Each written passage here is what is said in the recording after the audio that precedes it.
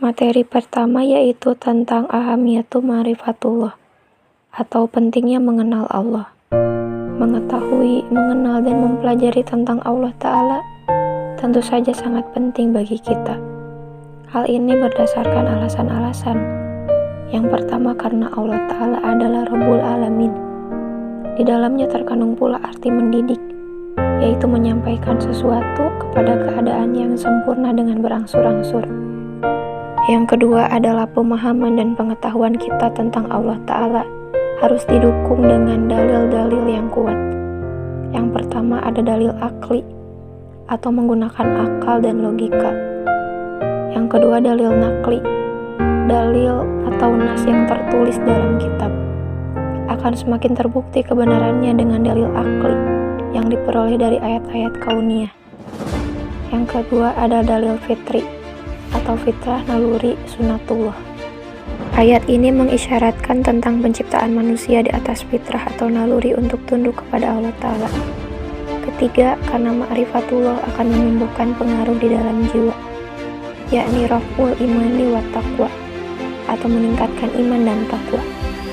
Keimanan dan ketakwaan itulah yang menjadi jalan bagi manusia untuk mendapatkan berbagai karunia di dunia, seperti ketenangan, rasa aman, kemerdekaan, keberkahan, teguhnya agama di muka bumi, dan tercapainya kehidupan yang baik. Sementara karunia di akhirat yang akan didapatkannya adalah dimasukkan ke surga dan mendapat keridhaan Allah Ta'ala. Jadi ma'rifatullah itu dapat mengantarkan manusia kepada peningkatan iman dan takwa. Dengan iman dan takwa itulah mereka akan memperoleh asy'adah atau kebahagiaan. Materi kedua yaitu tentang at-thoriq ila ma'rifatullah atau jalan menuju ma'rifatullah. Manusia diciptakan oleh Allah Ta'ala dengan membawa anugerah fitrah dalam dirinya, mempunyai naluri beragama yaitu agama tauhid. Oleh karena itulah Allah Ta'ala mengutus para nabi dan rasul kepada seluruh umat manusia untuk membimbing mereka menuju fitrahnya, yakni fitrah beragama tauhid. Ada dua metode untuk mengenal Allah. Yang pertama, metode selain Islam. Dalam rangka mengenal Tuhan, mereka lebih senang mengikuti hawa nafsunya sendiri. Pengenalan mereka kepada Allah hanya berlandaskan dugaan, sangkaan, dan hawa nafsu. Dan yang kedua adalah metode Islam. Metode mengenal Allah Ta'ala yang Islami adalah dengan cara menggunakan akal, fitrah, pendengaran, penglihatan untuk memikirkan ayat-ayat kauliyah atau firman Allah, mukjizat, dan ayat-ayat kauniyah atau ciptaan Allah yang meliputi benda-benda mati, tumbuh-tumbuhan, manusia, dan hewan.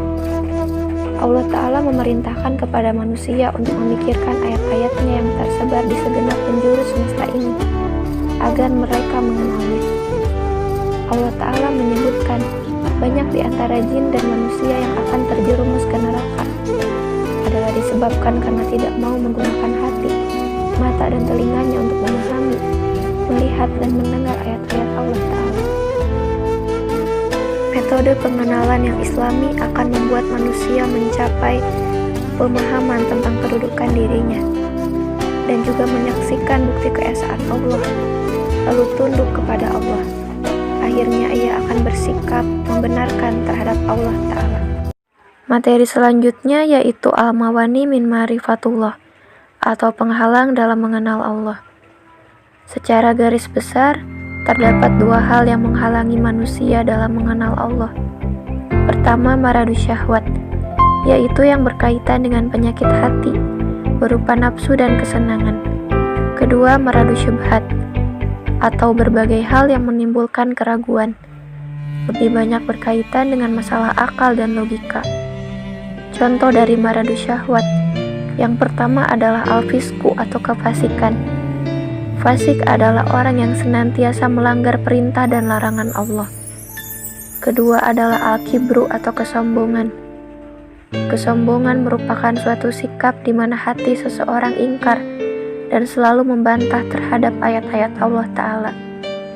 Ketiga adalah az-zulmu atau kezaliman. Mengenai sifat zalim ini, Allah Ta'ala menerangkan bahwa orang yang paling zalim Ialah orang yang telah sampai kepadanya peringatan Allah, telah sampai pula kepadanya ayat-ayat Al-Quran dan petunjuk Rasul. Kemudian mereka berpaling dari ajaran dan petunjuk itu karena angkuh. Keempat ada al-kizbu atau kedustaan. Kedustaan merupakan sikap bohong atau pura-pura dan pengingkaran terhadap ayat-ayat Allah Ta'ala. Kelima, banyak melakukan perbuatan maksiat. Lalu selanjutnya ada meragu syubhat. Pertama adalah al-jahlu atau kebodohan. Yang kedua adalah al-irtiyab atau keraguan-raguan. Ketiga adalah penyimpangan. Keempat adalah kelalaian. Selanjutnya ada al-adilatu ala wujudillah atau bukti keberadaan Allah. Eksistensi Allah Ta'ala diantaranya dikuatkan oleh dalil-dalil. Yang pertama ada dalil fitrah. Manusia sejak awal penciptaannya telah membawa naluri bertuhan. Sejak di alam ruh, manusia telah mengakui eksistensi Allah Ta'ala sebagai Tuhannya. Adanya naluri bertuhan ini terbukti dengan apa yang dirasakan oleh manusia itu sendiri, yang selalu merasa butuh kepada zat yang lebih tinggi, lebih kuat, dan lebih berkuasa dibanding dirinya, agar ia dapat berlindung dan memohon pertolongan kepadanya.